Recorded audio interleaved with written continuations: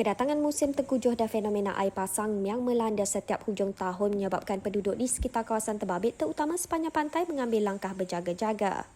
Walaupun benteng tebatan banjir sudah dibina sejak 3 tahun lalu di sepanjang Pantai Kundor, penduduk membuat alternatif lain termasuk memacak rumpun daun kelapa di pekarangan rumah bagi mengelak hempasan air laut serta terjahan angin kencang. Penduduk Nik Abdul Aziz Mamat 67 tahun berkata dia sudah sebulan tidak turun ke laut untuk menangkap ikan disebabkan laut bergelora dan hujan sejak beberapa hari lalu. Dia yang lazimnya turun ke laut bersama isterinya Mariam Hassan 63 tahun menggunakan bot fiber kini mengisi masa lapang dengan menjahit pukat dan ada kala tetap turun ke laut apabila keadaan agak selamat.